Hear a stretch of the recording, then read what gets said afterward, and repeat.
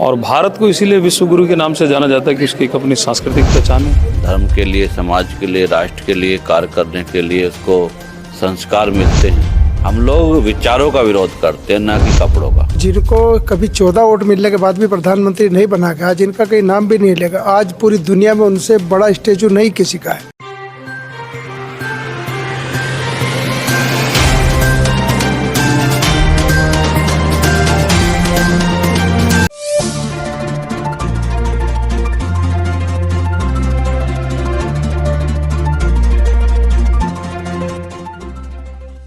देखिए रुड़ के अब देख रहे हैं आप और मैं हूं आपके साथ मानसूर। मैं आपको बता दूं कि अभी मैं रामनगर राम मंदिर में मौजूद हूं और यहां पर मैं मौजूद इसलिए हूं क्योंकि यहां पर आज आप पीछे देख सकते हैं मंच पर भी कि पुरोहित समागम यहां पर हुआ था और पुरोहित समागम में आए हुए थे बद्री केदार के अध्यक्ष हेमंत जी और उत्तराखंड सरकार में राज्य मंत्री का दर्जा भी इनके पास है। तो आज यहाँ पर सर संबोधित किया लोगों को। सबसे बड़ा जो मुद्दा मुझे सुनने में आया, जो मैंने सुना सभी के वक्तव्य में हमें सुना ही आया कि हिंदुओं को जगाओ, हिंदुओं को बचाओ और संभालो।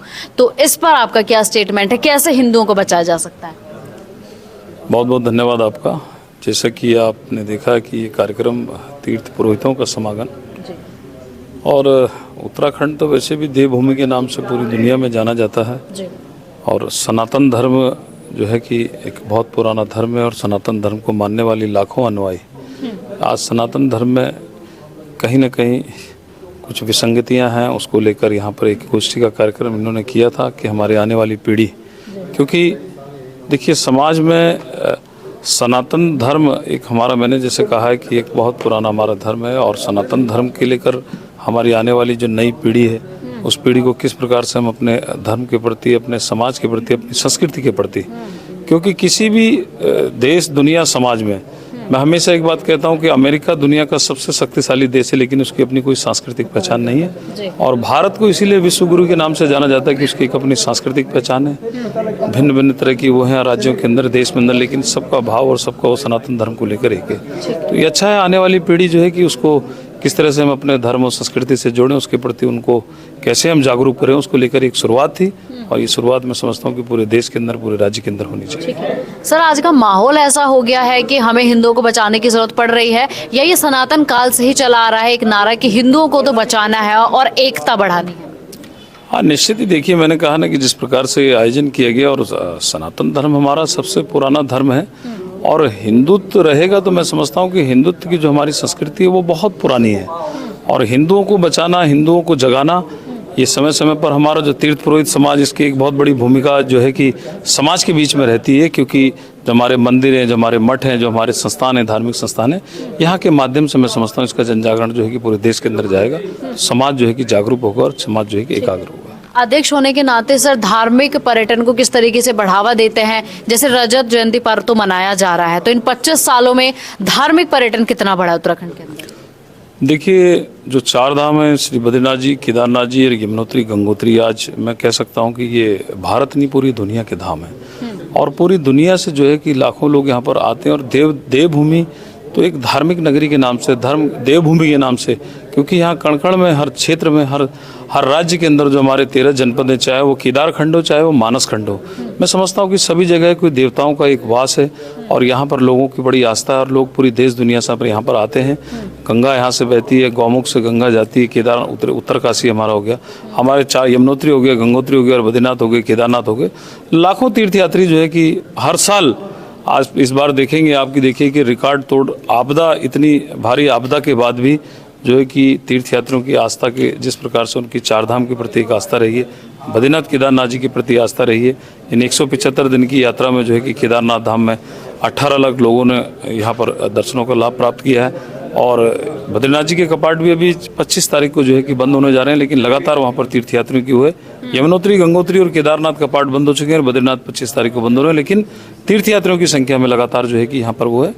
तो मैं ये कह सकता हूँ कि तीर्थ जो हमारा तीर्थाटन है, तीर्थाटन और पर्यटन को लेकर राज्य ने 25 सालों में जो है कि बहुत काफ़ी जो है तरक्की की और सरकार ने, आपने देखा कि प्रधानमंत्री मोदी जी ने कहा भी था कि पूरे वर्ल्ड की जो है कि स्पिरिचुअल कैपिटल के नाम पर जो है कि उत्तराखंड राज्य की एक पहचान बने और मैं कह सकता हूँ कि आज लोगों का बड़ा उत्तराखंड और देवभूमि के प्रति बड़ी आस्था है और लोग यहाँ पर पर्यटन और तीर्थाटन को लेकर हमारी सरकार और केंद्र सरकार ने बहुत सारे काम किए हैं। ठीक है, सुविधाओं को लेकर कुछ इजाफा हुआ है सर? क्योंकि जैसे जैसे आप जितना ऊपर जाते हैं थोड़ी परेशानी तो शारीरिक रूप से हमें होती है, तो सुविधाएं कैसे मुहैया कराई जाती हैं श्रद्धालुओं के ऊपर, और अब कितनी बढ़ी हैं? देखिए, यात्रा में अगर कष्ट न हो तो वो यात्रा कैसे कहा जाएगा।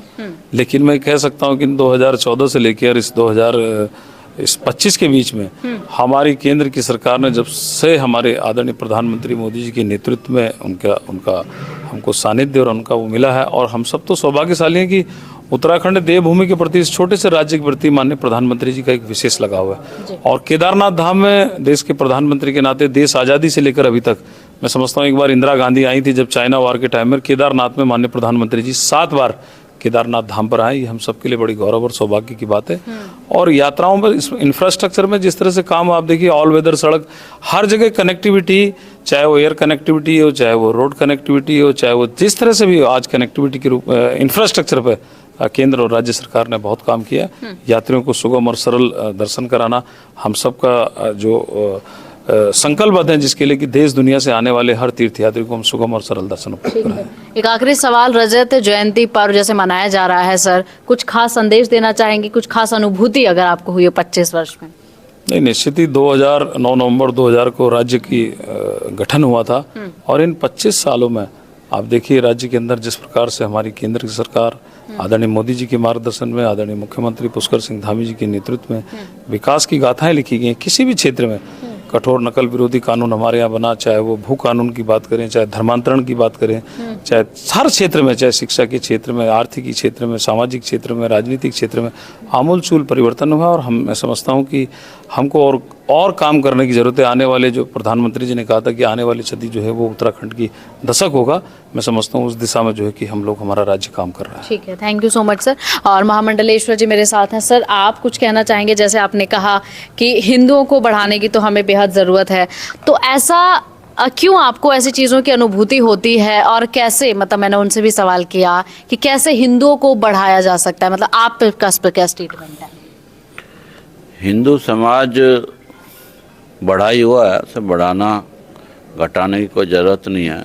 हिंदू जन्म से ही धर्म के लिए, समाज के लिए, राष्ट्र के लिए कार्य करने के लिए उसको संस्कार मिलते हैं, और हिंदू हिंदू रहे, क्योंकि ये हिंदुस्तान है जो हिंदुओं का देश है। और निश्चित रूप से ये जो संस्कृति और सभ्यता है हमारी, ये विरासत में हमें मिली है, तो हम सब लोगों को इसको संजो के रखने का दायित्व है। इसलिए समाज अपना जो पुरातन इतिहास है, वो पुरातन हमारे बलिदान है, वो सब स्मरण करते हुए अपने आगे गंतव्य की ओर बढ़ेगा। निश्चित रूप से जो हमारा लक्ष्य है हिंदू समाज संगठित रहे, तो उसकी ओर, उसको लक्ष्य को प्राप्त करने के लिए काम करते रहना चाहिए। ठीक है, हमारी जो संस्कृति है, जो हमारे संस्कार हैं जो हमें मिले हैं, ऐसा देखा जा रहा है महामंडलेश्वर जी कि अब मॉडर्न सभ्यता की तरफ जो है ज़्यादा विलीन हो रहे हैं, तो उसको हमें कैसे वापस लेकर आना चाहिए, कैसे जागरूक करें कि सनातन संस्कृति ही सर्वोपरि है? देखिए, कपड़े बदल लेने से मॉडर्नाइजेशन नहीं आ जाता। अब आप जीन्स पहनी हो तो मैं यहाँ विरोध करूँ आपका, तो ये कोई औचित्य नहीं है। कपड़ों से मॉडर्नाइजेशन का कोई लेना देना नहीं है। आज के जो पाश्चात्य विचार है वो महत्वपूर्ण है। हम लोग विचारों का विरोध करते हैं, ना कि कपड़ों का। और जो विचार, क्योंकि भारत का जो विचार है वो श्रेष्ठ विचार है, उस विचार को लेकर स्वामी विवेकानंद जब शिकागो में गए तो उनको सुनने के लिए अमेरिका के लाखों लोग आए, और उस विचार से प्रभावित होकर लोग हिंदू धर्म में, उन्होंने अपने को, कई सारे लोग तो भारत में ही आ गए। तो विचार की महत्ता है, जो हमारे धर्म शास्त्र है, जो हमारे ग्रंथ है, वो विचारों को प्रेरित करते हैं, और विचार से व्यक्ति का व्यक्तित्व बदल जाता है। ठीक है, पुरोहित समागम में क्या संदेश दिया, और क्या समाज में एक संदेश देंगे छोटा सा? देखिए, जो मंदिर है हमारा, वो शक्ति का केंद्र है, और धर्म जागरण का जो मुख्य काम है वो समाज को संगठित कर राष्ट्र की मुख्य धारा में जोड़ने के लिए मंदिर एक केंद्र बने, और मंदिर में साप्ताहिक एक सामूहिक रूप से हनुमान चालीसा या महाआरती के रूप में सारा समाज संगठित हो, और वहाँ पर गाय गंगा गायत्री इसका ज्ञान उनको प्राप्त हो और हिंदू समाज जो आज जो हमारी युवा पीढ़ी है वो उससे जुड़े, जो उनके संस्कार है, माता पिता का सम्मान करना, अपने पूर्वजों के को स्मरण करना, हमारे देश के लिए जो वीर जवान इस राष्ट्र के लिए काम कर रहे हैं उनका उत्साह बढ़ाना, ऐसे अनेकों विषय है जो पुरोहित उनको प्रेरित कर सकते हैं। उन्हीं को संगठित करने के लिए आज ये बैठक का आयोजन धर्म जागरण समन्वय विभाग का जो संस्कृति विभाग है उसके तत्वाधान में हमारे जो क्रांतिकारी किसले जी हैं, जो प्रांत समन्वयक संयोजक हैं, उनके नेतृत्व में ये बैठक पूरे प्रदेशों में हो रही है। जिला केंद्रों पर सभी उत्तराखंड के सभी स्थानों पर आयोजन हो और निश्चित रूप से इसका एक परिणाम 1-2 वर्ष के बाद आएगा। ठीक है। शिवराम प्रजापति जी मेरे साथ हैं। सर, पुरोहित समागम हुआ, संदेश दिया गया हिंदुओं को लेके, आपका क्या कुछ कहना है? नहीं, मेरा यही कहना है कि पुरोहित समाज है जो हमारे,